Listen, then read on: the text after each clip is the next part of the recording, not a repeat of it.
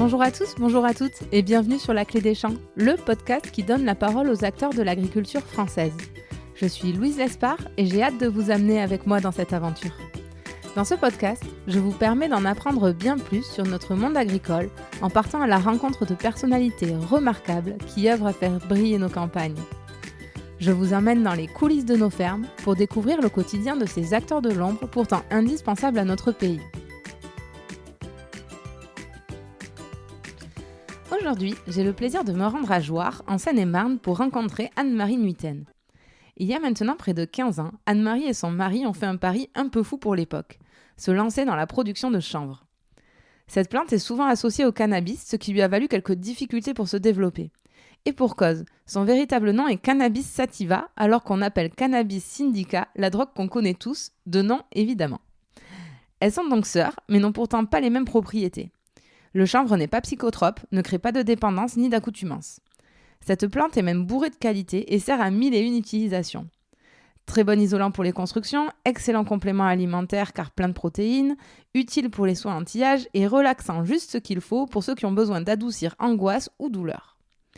À écouter Anne-Marie, cette plante est magique.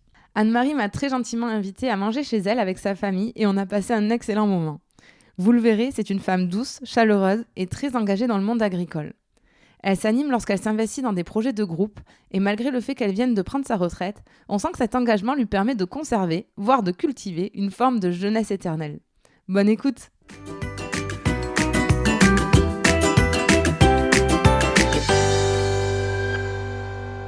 Bonjour Anne-Marie. Bonjour Louise. Merci beaucoup de m'accueillir chez toi. Pour démarrer, est-ce que tu pourrais nous expliquer qui tu es et où c'est qu'on se trouve actuellement ?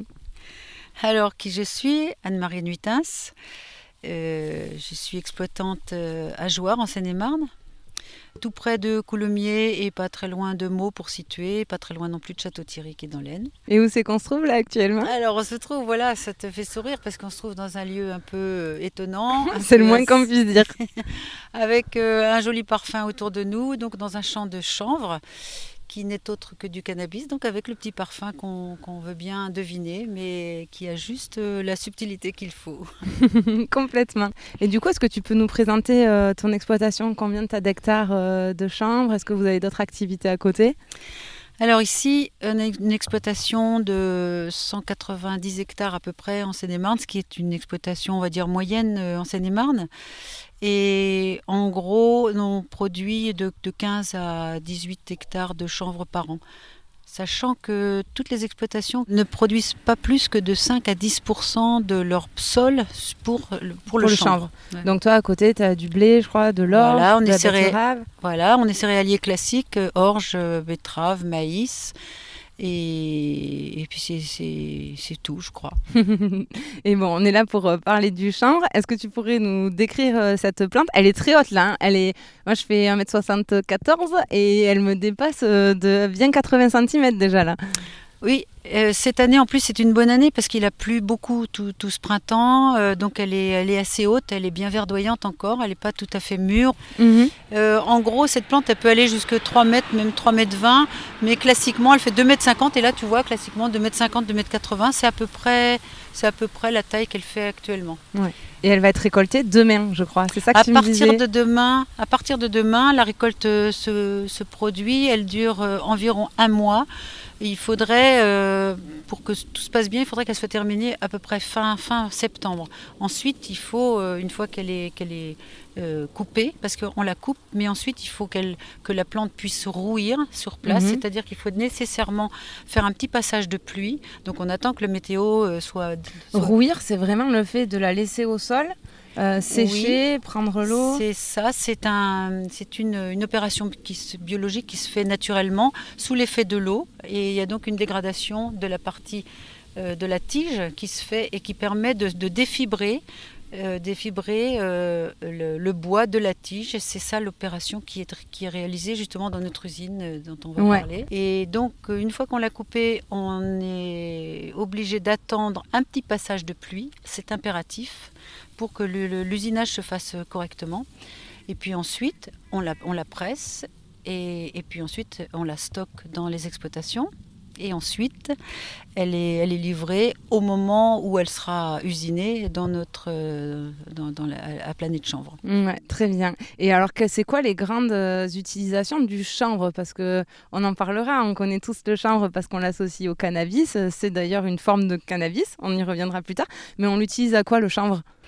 Alors, le chanvre, c'est vraiment un cannabis. Celui-ci, c'est le cannabis sativa. Mhm. C'est une variété spéciale qui est destinée à l'utilisation industrielle. Et celui-ci, et la raison pour laquelle nous, à Planète Chanvre, on produit du chanvre, c'est pour l'utilisation, en principe, pour l'utilisation en construction. Mhm. Et donc, c'est justement le bois dont je parlais tout à l'heure, le bois qui est la chènevotte, la partie bois de la tige qui est la chènevotte, qui sera mélangée à la chaux et qui fera des bétons de chanvre, qui sera destiné justement à faire de la construction. Ça peut aussi faire de l'isolation, je crois. Alors, avec la fibre, justement, on peut aussi isoler, mais en soi, le béton de chanvre est un isolant. Ah, d'accord. Et la fibre, tout particulièrement, on peut faire des laines de chanvre avec la fibre, bien sûr. Et en dehors de cela, on peut faire énormément de choses avec le chanvre, mais si on en reste pour l'instant à la tige, on peut faire aussi des litières pour les chevaux et aussi du paillage pour l'horticulture. Et vous le plantez au mois de mai, c'est ça? Plutôt 15 avril. On 15 le sème. On Mhm. le sème. C'est la graine qu'on sème au mois d'avril. Et puis, donc, en gros, on le récolte. Alors, tu vois, là, les graines se trouvent en haut de la tige, donc dans l'inflorescence que tu vois là. Ouais, je mettrai des photos pour nos auditeurs sur Instagram et Facebook. Et voilà, donc tu vois qu'ici, on a les feuilles les feuilles qui sont magnifiques, hein, qui sont des feuilles très élégantes, ce qui donne l'élégance justement à cette plante du chanvre. Et puis, tout au long de au cours de l'inflorescence, tu as un certain nombre de graines que tu vois. Et tu vois la particularité du chanvre, tu vois, il y en a qui sont mûres, qui sont brunes, marron, Ouais. et puis d'autres tout en bout qui ne sont pas encore mûres. Alors, l'astuce de l'industriel que nous sommes, enfin l'astuce ou la nécessité plutôt, c'est de pouvoir récolter à l'optimum. On en perdra de toute façon un petit peu, celles qui ont Parce qu'ils déjà n'ont pas été... les mêmes niveaux de maturité. C'est ça. Donc on va essayer de récolter au moment où la majeure partie des graines seront récoltables. Et ça s'appelle le chènevis. Avec le chènevis aussi, on fait énormément il y a énormément d'applications qui sont liées au chènevis et qui se distinguent de la récolte de la fibre. Donc pour nous, on a deux formes de revenus. On a la tige, mais le chènevis aussi. Et le reste au sol et puis ce sera dégradé pour amender le sol pour l'année suivante. Et je crois que le chanvre sert aussi à faire de l'alimentation, des cosmétiques. Alors justement, c'est avec cette partie de la graine qu'on fait de l'alimentation et des cosmétiques et que l'on fait un certain nombre de choses. Donc on aura ultérieurement, et on espère bientôt, des utilisations médicales qui seront autorisées dans nos régions. Pour l'instant, elles ne sont pas autorisées dans tous les pays, mais voilà, on y va. Et je crois que la graine a plus de protéines que le soja. Que pour les sportifs et tout ça, c'est très recommandé. Si tu voulais avoir des remarques négatives sur le chanvre, il fallait pas venir me voir. Ça, j'avais bien compris. On a mangé ensemble avant avec Anne-Marie et on ne touche pas au chanvre. Non, mais elle a toutes les qualités. Pour les huiles, elle est supérieure à beaucoup d'huiles. Et puis pour la cosmétique, elle a des particularités, en particulier justement celle de bien rentrer dans la peau. Et donc, elle est utilisée avec à bon escient plutôt, dans de nombreux domaines. Et alors, c'est quoi l'intérêt pour un agriculteur d'intégrer du chanvre sur son exploitation? Quels sont les avantages au niveau de la production Alors, l'intérêt, il est essentiellement agronomique. Alors, tu vois cette plante qui est très haute, on peut considérer qu'elle a une racine qui est pivotante et qui est quasiment aussi profonde qu'elle n'est haute. Et donc, naturellement, elle déstructure le sol et l'implantation d'un chanvre confère des rendements supérieurs logiquement aux céréales qui arrivent derrière le chanvre. Donc là, au niveau de l'assolement, le chanvre est très bénéfique. Mais de toute façon, il y a un bémol, on ne peut pas mettre du chanvre partout. Pour planter du chanvre, il faut nécessairement une chanvrière pas très loin. Et donc là, pour le coup, on peut compter une petite dizaine de chanvrières en France. La chanvrière, c'est le fait de transformer le chanvre. C'est ça, c'est l'usine. Voilà, c'est l'usine de chanvre, l'usine qui travaille le chanvre, qui s'appelle la chanvrière. Mais si tu n'as pas de chanvrière, nous, on a sur notre site de Planète Chanvre, on a des agriculteurs qui nous disent, j'ai entendu parler des bienfaits du chanvre au niveau agronomique, mais je veux en planter. Mais oui, mais si vous habitez à 200 km ou à 300 km, c'est juste impossible. Sauf de faire comme nous et de créer une usine. Sa propre usine. C'est ça. Et je crois qu'un autre désavantage, c'est que ça demande très peu d'intervention de l'homme aussi. Alors, très peu d'intervention de l'homme et très peu d'apport, rien du tout d'ailleurs. Une fois qu'elle est semée, la graine pousse et par définition, là, tu vois, on est dans le champ, par définition, elle étouffe les mauvaises herbes. Et donc, en soi, elle n'a pas besoin d'herbicides. Ensuite, elle n'a pas besoin d'engrais.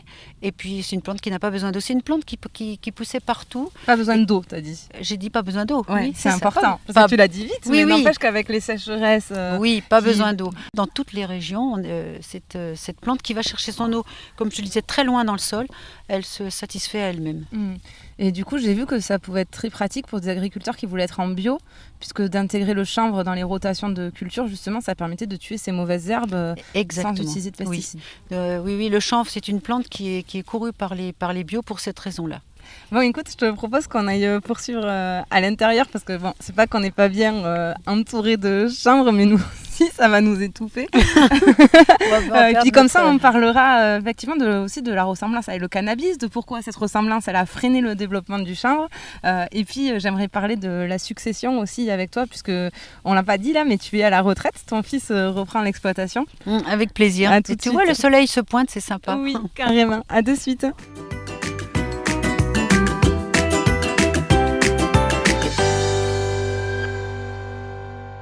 Bon, nous voilà revenus à l'intérieur, on est dans ton bureau. Alors, on a bien compris que le chanvre, c'était hyper utile pour la construction, l'isolation, l'alimentation, les cosmétiques. Mais du coup, on se dit pourquoi on l'a pas cultivé plus tôt finalement. Qu'est-ce qui s'est passé? Qu'est-ce qui a freiné l'expansion du chanvre? Déjà, quand on s'intéresse au chanvre, on se rend compte que il a toujours été cultivé, mais c'est depuis des millénaires. Et on retrouve des traces de production de chanvre et d'utilisation du chanvre vraiment depuis de nombreux siècles, voire millénaires. Et le chanvre était cultivé de façon relativement autarcique, un peu partout sur le globe, et particulièrement en France, un peu partout en France. En particulier quand même sur les bordures de mer, de l'océan, pour la bonne raison qu'il était d'abord utile pour la construction des toiles pour les voiles, les voiles, voilà, et des cordages qui étaient très utilisés donc dans la batellerie. Ensuite, au niveau rural, eh bien pareil, il fallait des ficelles, des cordages, et donc on en culte toutes les régions ont ici ou là des parcelles qui s'appellent le chanvre ou par exemple ce qui s'appelle chènevière. Les chènevières, il y a beaucoup de noms qui sont à base des déclinaisons du chènevis. Le chènevis étant, j'en ai parlé tout à l'heure, le chènevis étant la graine du chanvre. Et donc on en trouve un petit peu partout. Et il se trouve qu'en fin du 19e siècle et début du 20e siècle, le chanvre a pris vraiment un grand essor et était promu à un grand avenir. Mais hélas, parallèlement, il est devenu concurrent avec le cannabis, qui lui, psychotrope, a fait beaucoup de dégâts. Et c'est d'abord aux États-Unis qu'on a eu la prohibition de l'utilisation et donc de la production du chanvre, mais pratiquement du jour au lendemain. Si bien que globalement, en Europe aussi, la production de chanvre a baissé. Et on a trouvé des tas de substituts, par exemple, pour tous les tissus qui étaient faits en chanvre. Est arrivé simultanément le nylon, tous les dérivés de tissus qui sont faits à base de pétrole. Et on a vu la disparition totale, sauf pour la papeterie. Et là, justement, la France restait premier producteur de papeterie à base de chanvre, parce qu'il y a une grande chanvrière qui en produisait toujours. Mais ailleurs, tout avait disparu et progressivement, ça renaît parce qu'on a su distinguer les propriétés industrielles du chanvre. Enfin, plutôt, on a dû distinguer le chanvre industriel du chanvre qui est psychotrope et qui est à utilisation... Parce que tu l'as dit, en fait, le chanvre, c'est aussi appelé cannabis sativa. Le cannabis qu'on connaît, nous, grand public, c'est le cannabis syndica. C'est ça. Et en fait, c'est ça qui crée la confusion. C'est ça. Mais alors, Bon, on va les appeler pour faciliter le cannabis et le chanvre, même si on a compris que il faut les faire deux ça. étaient les cannabis, mais Tu as raison. même pour l'auditeur, pour que ça soit plus clair, qu'est-ce qui fait vraiment la différence? C'est la teneur en THC, cette molécule qui est psychotrope et qui crée de la dépendance dans le cannabis classique qu'on connaît? Tu as tout dit. La différence entre les deux variétés, c'est que la variété industrielle ne produit ne doit pas plutôt comporter plus que 0,2% de THC au total, alors que dans les plantes, dans les cannabis psychotropes, c'est 13 à 15%. Et la différence, du coup, c'est la semence, c'est la graine, qui sont des graines différentes entre les deux? Ah, les graines, forcément, comme toute variété, là, il y a des graines de cannabis sativa, qui est la nôtre, et toutes les graines de chanvre sativa qui sont semées en France sont contrôlées par une seule coopérative. D'accord. Et alors, c'était ma question d'après, les contrôles, parce que quand on est allé dans le champ, ça a quand même toute l'apparence du cannabis, ça a une odeur qui est très similaire au cannabis. Rien ne vous empêcherait au milieu du champ de chanvre de mettre quelques pieds de cannabis et de faire un peu de commerce illégal. Vous êtes contrôlé pour ça?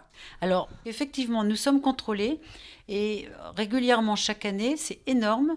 Nous sommes contrôlés jusqu'à hauteur de 30% de notre production. Ça veut dire que, par exemple, sur les 1000 hectares que comporte notre bassin de production, donc de réimplantation, on n'en a pas parlé encore, mais on a réintroduit le chanvre et on va jusqu'à 1000 hectares de production dans le secteur.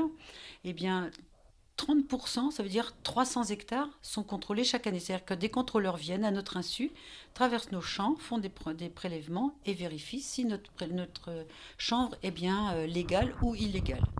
Et ça, on ne le sait pas. Ah oui, d'accord. On sait que ça se fait, mais on ne sait pas quand. Donc, on peut... Mais ils viennent se présenter avant d'aller... Non, mais alors, je ne connais pas trop les modalités. Effectivement, personne ne doit rentrer dans les... Mais je ne sais pas, il doit y avoir une modalité qui fait qu'ils ont l'autorisation. C'est une perquisition, presque. Oui, mais nous, ça ne nous dérange pas. On préfère fonctionner comme ça et avoir l'assurance que ce contrôle est fait et pour nous garantir, nous, la possibilité de continuer à produire notre chanvre industrielle. Et alors, ça m'amène à la question de l'auditeur qui est sur Twitter, Xacan_, qui te demande, est-ce que des fois, tu t'en fais voler par des gens qui pensent que c'est du cannabis? Qui vont cueillir des... Oui, alors ça, c'est une petite anecdote qu'on a l'habitude de raconter. Lorsqu'on a réintroduit cette plante, il a fallu faire des essais et dans un premier temps, on a semé 20 arts. Donc c'est très, très peu, c'est un grand jardin. Bon, c'est un grand jardin quand même, mais c'est un grand jardin. L'année d'après, on a fait 1,5 hectare. Enfin, on a multiplié en gros par 10 chaque année, sur 3 ou 4 ans, pour se réhabituer, pour se prendre contact avec cette plante et pouvoir la cultiver. Et dans les premières années, donc, les expériences se faisaient juste à côté, ici, de notre exploitation. Et on a vu plein de mobylettes passer et s'arrêter, cueillir un petit morceau de cannabis. Mais il revenait jamais, tu sais pourquoi? Ils devaient pas trouver ça très efficace quand ils le fumaient. Et puis surtout, ça leur donnait un mal de crâne terrible, donc ils ne revenaient jamais. Et donc ça s'est produit effectivement, et dans toutes les exploitations des chanvriers qui font partie des producteurs, approvisionneurs de notre usine, ça s'est produit, mais maintenant c'est fini, c'est terminé. Ouais. Et alors, est-ce qu'au démarrage, tu as quand même des démarches administratives à faire? Tu dois te déclarer à la police pour dire que tu as du champ de chanvre, que c'est du chanvre, que... Non, mais tout se fait par le biais de la coopérative et des instances. D'accord. On a des organismes nationaux, avec Interchanvre en particulier, qui gèrent l'ensemble mais toutes nos productions sont déclarées effectivement. Et au niveau de la PAC, nous sommes déclarés aussi en tant que producteurs de chanvre. Et régulièrement, la région nous questionne pour savoir combien d'hectares sont plantés dans notre région, etc. Et alors, pour clôturer ce passage sur la ressemblance avec le cannabis, on va finir d'embrouiller tout le monde. Il y a aussi le CBD, qui est très à la mode, qui est une molécule active qu'il y a dans le cannabis, quelle que soit l'espèce, que ce soit le sativa ou le syndica. Alors, c'est quoi le CBD? Ça devient de plus en plus à la mode. Pourquoi? Alors le CBD, c'est en effet une autre molécule qui est présente dans toutes les variétés, comme tu le dis, dans le nôtre aussi. Pour l'instant, la production de CBD, c'est vraiment en cours et tout est en train de changer ces temps-ci. C'est en cours. L'approvisionnement pouvait se faire uniquement dans les pays étrangers, mais la vente pouvait se faire quand même en France. Donc nous, on râle bien sûr parce qu'on dit, voilà, nous, on peut aussi très bien, dans les limites d'une production organisée, le produire et le mettre en vente. Alors nous, on croit quand même beaucoup au CBD pour des raisons, enfin pour des utilisations futures médicales. Et je pense qu'un jour, on réussira à trouver des ententes pour pouvoir le produire, mais ce n'est pas encore le cas, véritablement. Parce qu'en fait, donc on l'a dit, c'est une molécule au même titre que le THC. Le THC, lui, qui est psychotrope, qui fait du cannabis, ce qu'on connaît avec les effets qu'on connaît ou pas, puisque évidemment, personne n'a jamais fumé. En tout cas, il ne faut pas le dire. Mais le CBD aurait les avantages du cannabis classique sans les inconvénients de dépendance et d'accoutumance. Oui, il ne faut pas comparer le CBD et le THC. Le THC a vraiment cette propriété psychotrope et donc d'évasion mentale, alors que je te dis le THC, pardon, oui. Le THC, alors que le CBD aura une utilisation beaucoup plus rationnelle.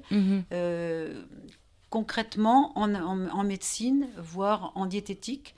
Mais elle sera rationnelle et puis contrôlée, mais ce ne sera pas uniquement pour s'évader. Alors, tu sais que je prends mes interviews très à cœur, donc je suis allée dans une boutique de CBD à Dax et j'ai été impressionnée en faisant ma recherche, c'est que en fait, dans Dax, qui est une ville, je ne vais pas faire offense à Dax, mais qui reste une ville moyenne, il y a quand même déjà 5 magasins qui ont poussé, c'est vraiment une molécule d'avenir, en tout cas, il y a certaines personnes qui y croient fort. Alors, je placerai cette explosion-là, mais dans le cadre de toutes les promesses que fait la plante chanvre en règle générale. Le chanvre il a été prometteur depuis la nuit des temps et il restera prometteur. Et c'est dommage, il y a eu une cassure dans sa production, mais on retrouvera un certain nombre de propriétés qui serviront, alors y compris en médical. Maintenant, effectivement, cet engouement, est-ce qu'il va se calmer? Est-ce qu'eux-mêmes se feront concurrence entre eux? Parce que quand même, il faut... Pour l'instant, c'est un produit qui est cher. Hein. Le CBD, ça reste un produit un petit peu cher pour l'instant. Oui, du coup, parce que je suis allée jusqu'au bout pour tester le truc. Et effectivement, une huile, mais je sais plus combien de millilitres ça fait, mais en tout cas, pour aider au sommeil et tout ça, c'était 30 €. C'est ça. C'est petit, hein. C'est en millilitres de ce dont tu parles. Donc effectivement, ça a un certain prix. Et alors, comment ça s'est passé? Alors, on a parlé un peu de Planète Chanvre. Pourquoi? Donc, c'est une usine de transformation du chanvre. Pourquoi vous avez fait ce choix de lancer cette usine et comment ça s'est passé? Alors voilà, c'est une démarche territoriale au départ. Ça n'a pas été, c'est venu de façon progressive et c'est pas nous qui avons eu véritablement l'idée. Les agriculteurs faisaient partie d'un pool de réflexion au niveau de plusieurs cantons locaux. Et l'idée qui avait abouti était de redynamiser le secteur au niveau économique sur la base de construction écologique. Et est arrivée cette idée qu'on pouvait créer des bâtiments et construire à partir de chanvre, ce que j'ai trouvé totalement saugrenu tout au départ. Et du coup, cet architecte, en l'occurrence, qui avait émis cette idée, que j'ai regardée de façon très, très bizarre au début, et puis, je le redis avec vraiment plaisir et même affection, c'est devenu notre ami. Et cet architecte, il nous disait qu'on pouvait construire des maisons avec du chanvre. Donc je pensais qu'il en avait un peu fumé au départ, mais non, en fait, il nous a emmenés progressivement dans cette idée. Et ce grand projet qui était un projet territorial qui mettait autour de la table des constructeurs, des maçons, des écoles, voilà, c'est progressivement a vu le jour. Et au final, il se trouve que la seule réalisation concrète, on peut le dire au bout de quelques années, la seule réalisation concrète de ce premier projet, parce qu'il a donc été déplacé ensuite le projet, mais de ce premier projet, c'est les agriculteurs qui l'ont mis en place. Donc, sur la base de cette démarche initiée plutôt par le territoire, nous, les agriculteurs, nous nous sommes concertés, nous avons opéré quelques expérimentations au départ. On a vu qu'il était tout à fait possible, bien sûr, de réintroduire cette plante. Et il n'y avait aucune raison, puisqu'on en produisait autrefois. Et puis ensuite, on a imaginé possible la création d'une usine, parce qu'il fallait bien défibrer, comme je disais tout à l'heure, c'est bien de produire du chanvre, mais il faut nécessairement une chanvrière pour produire du chanvre, sinon on peut pas on peut pas le transformer. Et du coup, on a imaginé possible. Le territoire, encore à cette époque, nous a aidé à faire une étude de marché qui a conclu que oui, effectivement, le matériau était demandé. Et donc là, on a mis en place cette usine avec beaucoup de mal, hein, beaucoup de... Oui, on a quand même peiné, hein, c'est compliqué. On était, après avoir essayé de regrouper des agriculteurs, nous avons été 8 exploitations à créer cette démarche, mis notre argent privé. Et puis construit cette usine, voilà, avec des présidents qui se sont succédés. Mon mari ayant été le premier, était d'ailleurs l'initiateur avec un autre voisin qui lui-même avait déjà produit du chanvre lorsqu'il était dans l'Aube. Oui, c'est ce que j'allais dire. Tu dis, oui, c'était pas trop notre idée, mais je crois que toi et ton mari, quand même, vous avez été précurseurs là-dessus. Et tu me disais à table, mon mari, il le dit pas, mais il est un peu exceptionnel. Ah, mais il est tout à fait exceptionnel parce que c'est mon mari. Mais pas exceptionnel qu'au niveau du chanvre, je dirais. Oui, pour le chanvre, mais surtout pas que lui, parce que il fallait vraiment un pool d'agriculteurs et très motivés. Et alors là, je le dis avec énormément de plaisir, parce que franchement, ça a été une aventure de notre vie à tous les deux, mais vraiment une aventure de créer ce groupe et d'avoir un groupe totalement uni, soudé, dans l'action. Dans la réflexion d'abord, dans l'action d'autre part, et puis dans le financement. Donc il fallait aller au bout des 3 choses pour créer une usine. C'est pas rien, hein, c'est pas rien. Voilà. Alors là, après, c'était une histoire complexe au niveau technique. Ils ont pu racheter, enfin ils sont allés, je dis ils, parce que là, moi, pour le coup, autant du point de vue de l'animation, pour la mise en place des groupes, tout ça, mais en l'occurrence, acheter une usine, c'était compliqué. Ils ont pu racheter une usine d'occasion allemande. Et puis Planète Chanvre s'est construit de cette manière-là. On a racheté une usine allemande qui elle-même fonctionnait bien, mais avait des soucis d'approvisionnement puisqu'elle allait jusqu'à 600 km pour être approvisionnée. Alors que nous, notre postulat de départ, c'était de s'implanter localement et de pouvoir être approvisionné dans un rayon jamais supérieur à 30 km. Et en fait, c'est ce qui se passe, sauf 2 petits bassins, un vers Provins et un vers Melun, on va dire, en direction de Melun. Mais sinon, la production est très locale. Vous êtes 8 exploitations à être associées à l'origine du projet, mais il y a 100 agriculteurs, une centaine d'agriculteurs fournisseurs. C'est ça que je vois. Il y a chez qui vous récupérez le chanvre pour le transformer. C'est exactement ça. On est 8 exploitations, 12 associés. Et puis... Dont 3 chez toi. Oui, ton mari, toi, ton fils. Mais bon, je veux pas. Non, faut pas focaliser sur nous. Chacun a apporté sa pierre, avait sa fonction, et du coup, tout le monde a trouvé. Il y avait un qui était un peu plus mécanicien, un qui était un peu plus agronome, un qui était un peu plus. Et donc, chacun a donné sa pierre, et on a travaillé en bénévolat. Aujourd'hui encore, nous travaillons en bénévolat. Et donc, non, il a fallu vraiment donner de soi-même, mais on a poursuivi dans la bonne humeur malgré certaines difficultés parfois ça a dû être dur, parce que vous êtes 12, c'est beaucoup quand même pour se mettre d'accord, pour faire accoucher le projet. Oui, ça a été voie unique, pratiquement tout le temps, voilà, avec des arguments ici ou là, mais pourtant, plutôt, il y a eu des choix très compliqués, parfois très, très difficiles, et encore une fois, avec de l'argent à mettre au bout. Donc, il fallait bien s'entendre, mais c'est ce qui était le plus savoureux et le plus exaltant dans cette affaire-là, c'était la vie de groupe. Vous avez ce projet-là qui vous permet de transformer le chanvre pour de l'isolation. Voilà. Et ensuite, je crois que vous avez trouvé un autre débouché en faisant une autre association avec un autre corps de métier. Tu peux nous raconter ? Sauf que pour cette deuxième transformation que nous appelions de nos voeux, parce qu'il faut toujours progresser, là, nous ne sommes pas seuls. On s'est associés avec des charpentiers, un architecte, le même architecte, qui est devenu d'ailleurs président de cette nouvelle structure dont je vais parler, qui s'appelle Wallup, et qui est une usine de préfabrication de murs en béton de chanvre, qui est la seule pour l'instant, donc la première en France. Et là aussi, c'était un pari, parce qu'on est quand même dans un bassin de consommation potentielle qui est énorme, l'Île-de-France.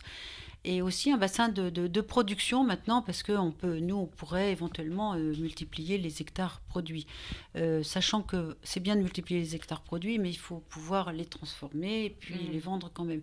Mais donc, on a créé en association avec ces personnes et des charpentiers, je crois, je l'ai dit, Oui. des charpentiers, des maçons, charpentiers, maçons, architectes et nous, et des chanvriers. Donc, on a créé Wallup. C'est un jeune de 22 ans là, qui guide ça, c'est ça. Ah oui. Et qu'on comprenne bien, du coup, il fait, donc tu as dit, des murs préfabriqués, donc à base de chaux et de chanvre. Ça fait des murs préfaits. Et comme ça, les constructions, après, vont très vite. Il apporte les murs, c'est monté. Tu me disais, le temps qu'on livre le chanvre, presque les constructions sont montées. Voilà, oh là, j'ai un petit peu... Il fait rien, ce monsieur. J'ai un petit peu exagéré. Alors oui, le jeune Arthur Cordelier qui dirige cette nouvelle usine est quelqu'un d'assez formidable, mais donc son président également. Il y a une grande implication de Planète Chambre et puis des maçons. Enfin, tout le monde a œuvré de façon à mettre en place cette usine. La région y croit, les locaux y croient. Voilà, c'est maintenant une belle réalisation. Elle a été inaugurée au mois de mai, donc maintenant ça marche. Et maintenant, j'aimerais parler un peu de toi. Pourquoi c'est dur pour un agriculteur de prendre sa retraite? En tout cas, pourquoi pour toi c'est difficile? Alors, difficile, je ne sais pas si c'est le mot, c'est douloureux, mais difficile, non, ça se fait tout seul, puisque normalement, on va vers moins de travail. La douleur, la douleur, on ne la comprend que quand on la vit. D'ailleurs, je crois que c'est vrai pour toute douleur. Mais à vrai dire, dans ma vie professionnelle, puisque j'ai fait un peu de coaching, j'ai remarqué que ces gens qui passaient à la retraite avaient bien du mal, puisque j'ai côtoyé beaucoup d'agriculteurs par mon métier, on va dire, et mes engagements aussi. Je ne comprenais pas pourquoi, justement, l'agriculteur souffrait un petit peu de devoir passer dans une vie un peu moins laborieuse. Et ben, je ne l'ai compris que quand j'ai dû y passer. Donc maintenant, c'est Antoine, notre fils, qui a repris l'exploitation. Et j'aurais tendance à penser que son exploitation reste encore un peu la mienne et la nôtre, parce que de toute façon, on a fonctionné en famille et en couple d'agriculteurs depuis tout le temps avec mon mari. Ensuite, avec notre fils depuis déjà 7-8 ans. Il a pris une partie de l'exploitation il y a 4 ans, il y a 5 ans, la deuxième partie récemment. Donc maintenant, c'est lui qui est complètement agriculteur. Je vais m'y faire, ne t'inquiète pas, je vais m'y faire, mais c'est un peu douloureux parce que les terres qu'on a cultivées, ça reste un peu les nôtres. Et puis aussi, on a envie qu'ils réussissent. Et puis, c'est pas facile. Nous, je pense qu'on a eu notre lot de difficultés en tant qu'agriculteur, dans notre vie d'agriculteur. Mais je pense qu'aujourd'hui, il y a des difficultés qui sont un peu plus prégnante, enfin, et je souhaite de tout mon cœur qu'il réussisse jusqu'au bout et que ses enfants continueront. Et voilà, c'est un morceau de la chaîne. Ouais. C'est quoi qui te semble le plus difficile pour un agriculteur d'aujourd'hui par rapport à toi quand tu travaillais? Là, c'est très probablement d'abord la non-stabilité des revenus. Il y a toujours eu de moins en moins de stabilité des revenus, sachant que je ne parle pas de l'instabilité météorologique. Et celles-ci ne s'inscrivant pas dans le changement climatique. On est bien d'accord. Mon grand-père, mon arrière-grand-père, qui était paysan, avait de toute façon des difficultés météorologiques. Mais on savait que sur 5 ans, en gros, on disait, c'est un peu un adage, on disait il y avait une année mauvaise, une bonne année et 3 moyennes. Donc sur 5 ans ou sur 10 ans, en gros, un agriculteur savait à peu près, parce que le prix était fixe ou très légèrement montant ou légèrement descendant, sauf dans les périodes difficiles de 36, entre 29 et 36, c'était compliqué. Bon, mais globalement, c'était connu. Tandis que depuis 2008, la volatilité des prix fait qu'un agriculteur ne sait jamais combien il va gagner. Et ça, c'est très compliqué à gérer. Parce qu'on sait toujours combien... Enfin, on sait à peu près la courbe des prix des intrants. Et ça, on sait que c'est de toute façon toujours un peu en augmentation. Bon, alors ça, c'est la première raison. La deuxième raison, c'est les contraintes environnementales et la mentalité qui se déplace, la mentalité du citoyen ou du consommateur qui se déplace. Mais le citoyen ou consommateur qui est loin de nous, celui qui est proche de nous, il est sympathique. Celui qui est loin de nous, il peut être assez agressif, mauvais... et pas toujours très juste vis-à-vis de l'agriculteur. C'est ce qui t'a poussé à t'impliquer dans des associations comme France Agri-Tweetos, qui est une association d'agriculteurs sur Twitter pour prendre la parole et communiquer positivement sur l'agriculture? Alors, ce qui m'a poussée à France Agri-Tweetos, c'est aussi, je fais le lien avec juste ce dont on parlait juste avant. Euh, j'ai quitté toutes mes fonctions d'engagement, la chambre, la fédé, etc., presque en même temps, puisque j'arrivais à l'âge où il faut donner la main aux autres, et puis c'était logique. J'ai aussi arrêté le Césaire, puisque j'étais conseillère au Césaire un certain nombre d'années. Et du coup, j'ai commencé à tweeter et puis voilà, j'ai pu rentrer, j'étais cooptée dans cette organisation de jeunes, j'ai honte parce que j'ai honte, ils sont tous des trentenaires ou des quarantenaires, ou des quadras, mais bon, je suis bien avec eux, tant qu'ils m'acceptent et qu'ils ne me prennent pas pour une vieille grand-mère, et ben, je continuerai avec eux. J'apprécie énormément de faire ce travail, cette démarche de communication positive et de se forcer à le faire parce que c'est très important pour notre milieu de communiquer. Ça, c'est pas inné dans notre milieu. Et en plus, c'est pas si évident de communiquer toujours positivement parce que devant l'agressivité, la première réponse, c'est souvent le premier réflexe, c'est l'agressivité. Et il faut pas. Et donc là, j'ai beaucoup appris avec eux. Et j'en reviens un peu sur la prise de retraite aussi. Est-ce que c'est pas plus difficile pour un agriculteur qu'une autre profession? Parce que finalement, tu vis sur l'exploitation. Donc les champs, là, on les voit par la fenêtre, quoi. Donc est-ce que ça rajoute pas une difficulté pour couper? Oui, mais ça, c'est à mettre en parallèle avec une spécificité du milieu agricole où il y a une confusion de beaucoup de choses. Il y a une confusion des temps, des lieux et des personnes. On est sur le même lieu de l'exploitation la plupart du temps, bien sûr. Pas tous les agriculteurs habitent sur l'exploitation, mais le plus possible, on habite sur l'exploitation. Donc, quand on sort de chez soi, ou même quand on est dans la cuisine, ou quand on est même dans le salon en ouvrant son courrier, par exemple, si on l'ouvre dans le salon, eh bien, on peut ouvrir un courrier personnel et un courrier de l'exploitation. Donc, il y a confusion du temps aussi, parce que le temps, on peut passer d'une activité pro à une activité perso dans la même, et ce, à plusieurs reprises dans la même journée. Ça n'arrive pas chez les autres. Chez les autres, en principe, on va travailler et on revient. Alors, on est chez soi, on va travailler, on revient, on n'était pas chez soi et on revient chez soi. Chez nous, non. On est toujours imbriqué, même en vacances. Avec les portables, ça c'est vrai pour tout le monde, même en vacances, on peut être en connexion avec son exploitation. Voilà. Et puis les personnes aussi, donc c'est un peu difficile, mais c'est vrai dans la vie, professionnelle aussi, cette confusion des temps et des lieux. Et est-ce que ton fils, pour lui, ça a été évident de reprendre? Et est-ce que c'est un point fort pour lui de vous avoir à côté, ou est-ce que des fois il aimerait bien être plus autonome là dans la reprise de l'exploitation? Je pense que c'est un avantage, mais j'aimerais bien en fait que ce soit lui qui réponde à cette question. Globalement, je pense que c'est un avantage parce que il a quand même une main-d'œuvre qualifiée, compétente et puis bienveillante. Et pas cher. Et pas cher à disposition. Donc, la transmission, la transmission de l'exploitation du point de vue technique s'est faite très progressivement depuis plusieurs années. Patrick, mon mari, ayant lâché prise sur les grandes décisions depuis un certain temps.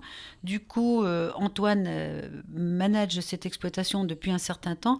Tout ça s'est fait totalement correctement, avec de la bonne humeur et beaucoup d'affection, donc ils s'entendent bien. Maintenant, il est vrai que aujourd'hui, mon mari donne des coups de main, mais c'est peut-être en contrepartie de coups de main qui ont été donnés par nos fils, puisque on m'a fait la réflexion il y a peu de temps. C'est vrai que quand nos enfants travaillaient, on les exploitait, mais aujourd'hui, on se fait exploiter un petit peu par notre fils. Mais en fait, c'est pas très grave. Retour d'ascenseur. C'est ça, c'est pas très grave parce que je te parlais de mes difficultés, telles que je les ressentais à transmettre l'exploitation et à se dire maintenant je suis en retraite et je suis un petit peu les pattes dans le vide par rapport à tout ce que j'ai pu donner. Et puis moi, ma passion, c'est l'agriculture. Donc voilà, c'était pour Patrick, c'est pareil. Donc voilà, il est finalement très content. Il dit je suis en retraite, mais il est très content d'aller aider son fils. Et ça m'amène à la minute économie du podcast. comment on fait pour transmettre son patrimoine sans perdre de valeur? Est-ce que c'est faisable ou est-ce que dans la transmission de l'héritage, finalement, qu'est l'exploitation, il y a forcément de la perdition de valeur à un moment? La réponse est oui, il y a forcément de la déperdition de valeur. Pour notre cas, donc nous avons 3 fils et nos 3 fils étaient, bien sûr, celui qui était concerné était dans le lot, mais les 2 autres étaient totalement au courant de ce que nous faisions. Il est évident que si nous avions dû ou pu, mais je dis dû parce que nous préférions nettement avoir un successeur. Mais si on avait dû céder à un étranger, parce qu'on est un étranger, un non familial, et il est évident que nous aurions cédé l'exploitation un peu plus cher, voire bien plus cher, voire beaucoup plus cher. Mais c'est pas le sujet en agriculture. Enfin, en tout cas, quand on est exploitant, on sait qu'on est un maillon de la chaîne. À un moment donné, on a pris les choses en main parce que nos parents, même si nous, on n'a été ni l'un ni l'autre successeurs de nos parents, mais on n'est qu'un maillon de la chaîne et on se doit quasiment de transmettre à un autre maillon, même si c'est d'ailleurs un étranger.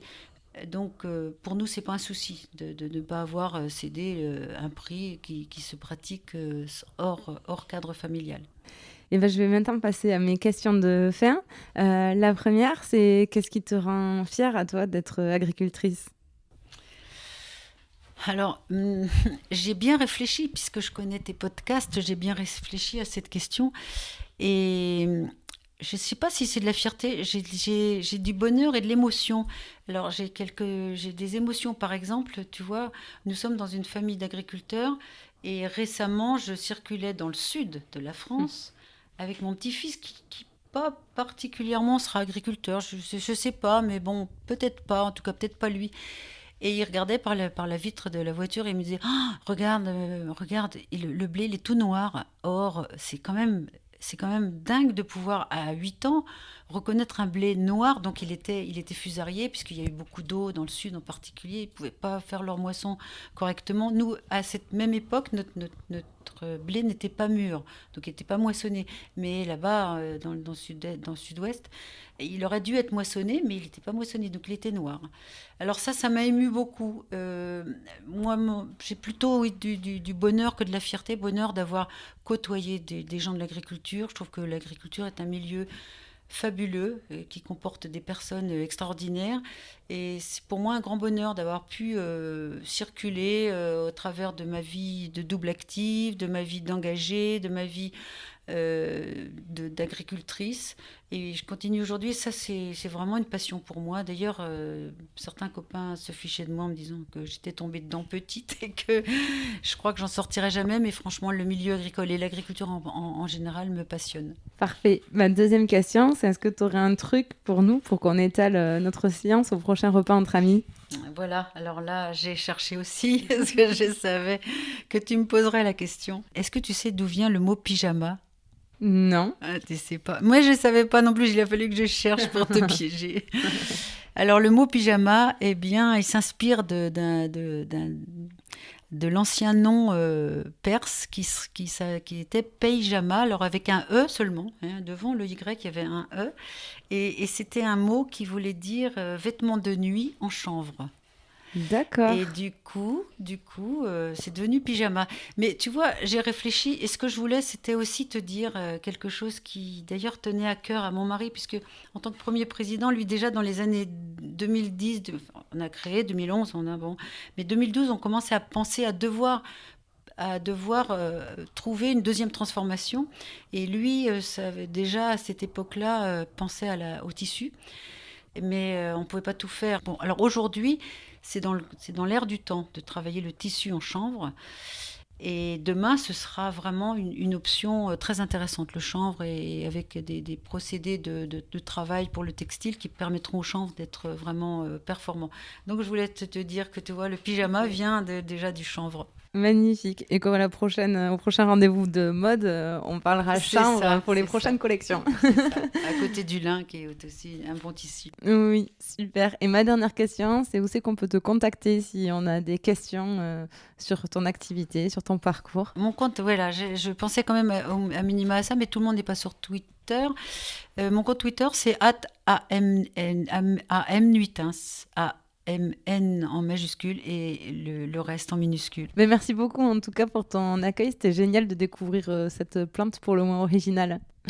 C'est moi qui te remercie parce que je trouve que tes podcasts sont très inspirants et ils me font toujours plaisir.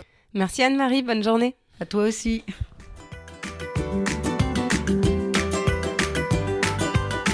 J'espère que cet épisode vous aura plu. Si c'est le cas, n'hésitez pas à laisser une note 5 étoiles ou à en parler autour de vous. Ça m'aiderait énormément pour faire connaître le podcast. Merci beaucoup et à bientôt pour prendre ensemble la clé des champs.